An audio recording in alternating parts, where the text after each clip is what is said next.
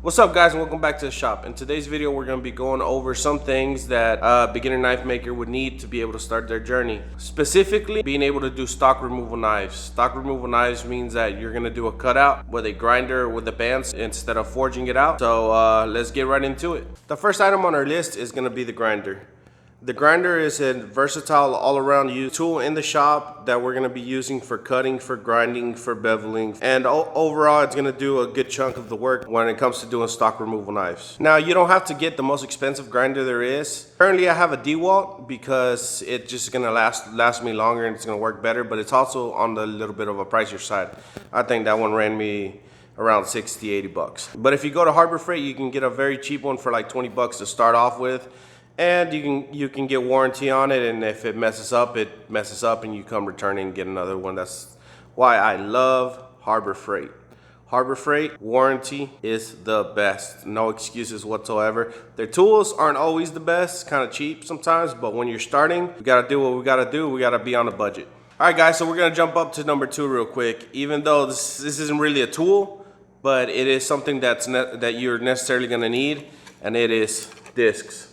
These discs are what we're gonna need to be able to work on our knife. We got our metal grinding disc. It's a thick boy. That's one we use to take off massive amounts of steel. Normally, you're not gonna use this guy whenever you're doing stock removals because there's not a lot of steel we have to take off. So we're not gonna use this guy for now. But it's important to have them in the shop just in case. The next one is gonna be our regular flat cutout disc. This guy is gonna be the one putting in the majority of the work when it comes to shaping our knife. The only thing is be sure to wear a respirator. The reason why I don't really like using a grinder if I don't have to is because of the amount of metal dust that's thrown around everywhere. It stinks and it's very bad for your lungs. So be sure to wear a respirator. And lastly, a flap disc. These flap discs go from 36 grit, 120, 80. I've seen multiple different grits. They even have Scotch-Brite ones that are really good for cleaning up your knives.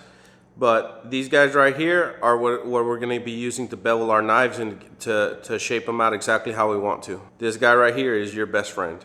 A good substitute for a grinder in case you don't have a grinder and you can spend some more money, even though a grinder is going to be your best bet. You're definitely going to need it for most of your grinding and cleaning up. When it comes to shaping a stock removal knife, you can never go wrong with a bandsaw and a little bandsaw table. This bandsaw is from Harbor Freight. It's relatively cheap. I think I got it for $89 on the sale. It's extremely useful because it doesn't create a lot of dust, a lot of that dust that we're inhaling. It's more of a preference thing. It's not necessarily something you need, but it's something nice to have. Third on our list is a torch. We're gonna need a torch so that we can heat treat our knives. Whenever you're beginning, if you don't have the proper funds, you're not gonna be able to get a forge or gonna be able to build a forge. So your best bet is a torch. Making a stock removal knife, once you're ready to heat treat, all you gotta do is heat the edge up with this torch until it's a nice non-magnetic and quench it in some vegetable oil. Without a torch, you cannot harden your knife, and if you cannot harden your knife, you don't have a usable knife. So this is one of the very most important things. They're all very important for, especially when you're beginning. But one of these torches, these MAP torches, they get to very high heat, and sometimes whenever I use small knives, I'll go on ahead and just heat it up with this at the edge and quench it. That way I don't have to turn on the forge. But also whenever you're using anything with fire, be sure to have a fire extinguisher because safety first. Fourth on your list is gonna be an oven. Any kind of oven that you have, whether it be a toaster oven or if you just wanna take it home. Well, most people do their forging from home and they put it into their home oven. But if you have a shop and you can't afford a Paragon kiln or something like that, which I wish I could have, but I don't.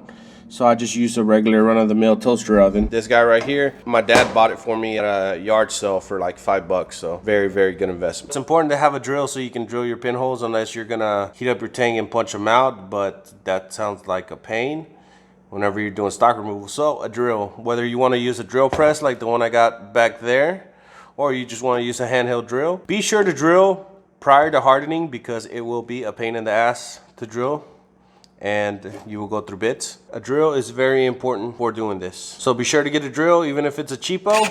You're gonna need it to be able to complete your knife. Like I said before, Harbor Freight is your best friend. So don't hesitate to drive over, and if you don't have one in your town or nearby, that sucks. But yes, Harbor Freight is your friend. Lastly, on today's video, you're gonna need some kind of high carbon steel to be able to make knives out of. Whenever you're beginning and you don't have access to steel and you want to practice, use saw blades is a very good way to start. The steel on these guys is a high carbon steel, and they make excellent knives, and they're very thin. A very good thickness for you to be able to start where you don't have to bevel too much with a grinder. You do have to be careful not to burn out the metal, but as long as you're doing it carefully, there's no reason why not. This stuff right here, this will work for making your first knives. And if you want to make sure that you know what's really going into your knives 100%, I would recommend ordering steel.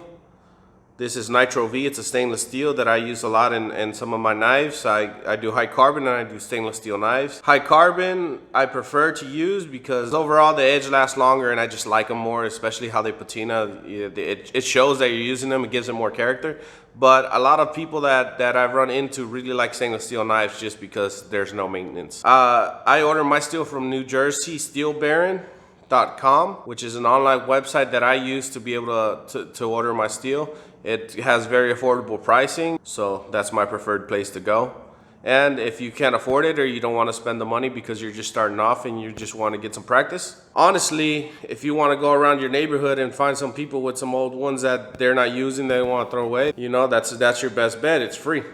And if not, go to your local wood shop. Maybe they're willing to give you some of their old ones that they're going to trash out anyways. This one I got from a wood shop in town where I work at. I just took it because it's wasn't going to be used. It's burned already. And so I got permission and I took it. Haven't used it, but it's here just in case I ever feel like cutting out a knife from here. And if you get a lot of stuff for free, make a knife for that person. Be nice, be thankful, be grateful for what you get for free, because that's nice. They don't have to do that. If you like the video, be sure to like the video, subscribe if you're not already subscribed. It really helped out the channel a lot, and I greatly appreciate it. And be sure to comment down below any more tips or tricks that you'd like to learn or you'd like me to go over in future videos. I want to be doing these as often as I can, little tips and tricks and things that I wish I knew whenever I started knife making. At the beginning I thought, oh man, I need a heavy duty press and I need this and I need that. But in reality, all I needed was some simple tools to start and get practice, because the way to go is skills. Once you got the skills down, everything else just helps you do it quicker and more efficiently. And as always, I appreciate you guys watching, and I'll see you in the next one. Peace.